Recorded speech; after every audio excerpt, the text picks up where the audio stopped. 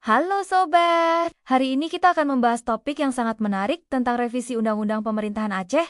Pernahkah kamu bertanya-tanya, mengapa undang-undang ini perlu direvisi? Mari kita bahas bersama. Undang-Undang Nomor 11 Tahun 2006 tentang Pemerintahan Aceh saat ini sedang menjadi sorotan. Kenapa? Karena revisi undang-undang ini bukan sekadar formalitas belaka, melainkan langkah strategis yang sangat penting bagi masa depan Aceh dan Indonesia. Bayangkan saja, situasi politik di Aceh dan nasional terus berkembang dinamis. Seperti smartphone yang butuh update sistem operasi, undang-undang juga perlu pembaruan agar tetap relevan dengan kebutuhan zaman. Tapi tunggu dulu, ada hal menarik yang perlu kita soroti. DPRA atau Dewan Perwakilan Rakyat Aceh seharusnya lebih terbuka dalam menginformasikan perubahan-perubahan yang direncanakan. Masyarakat berhak tahu kan? Apalagi ini menyangkut masa depan mereka. Awalnya ada 18 pasal yang mau diubah, tapi akhirnya hanya 8 pasal plus 1 pasal baru yang direvisi. Menarik untuk diketahui apa yang membuat perubahan rencana ini. Nah,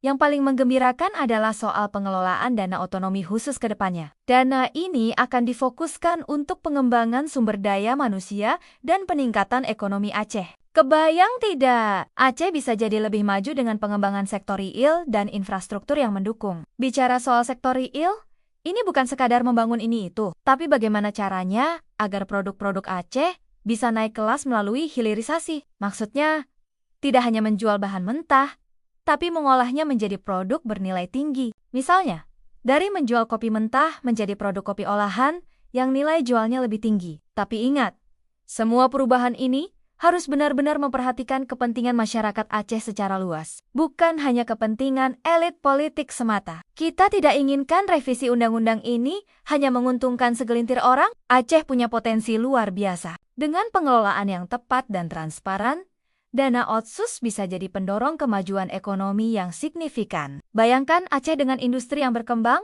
SDM yang mumpuni, dan ekonomi yang kuat. Bukankah itu mimpi kita bersama? Yang menarik, revisi ini juga memperhatikan tata niaga Aceh. Artinya, ada upaya serius untuk membangun sistem perdagangan yang lebih baik. Ini bukan hanya soal jual-beli, tapi bagaimana menciptakan ekosistem ekonomi yang mendukung pertumbuhan usaha lokal. Sobat, perubahan ini adalah momentum penting. Kita semua berharap revisi Undang-Undang Pemerintahan Aceh ini bisa membawa angin segar bagi kesejahteraan masyarakat Aceh, bukan hanya untuk hari ini, tapi juga untuk generasi mendatang. Nah, bagaimana menurut kalian tentang revisi Undang-Undang Pemerintahan Aceh ini? Apakah ada hal lain yang perlu diperhatikan? Yuk, share pendapat kalian di kolom komentar. Jangan lupa like, subscribe, dan tekan lonceng notifikasi agar tidak ketinggalan update menarik lainnya. Sampai jumpa di video berikutnya.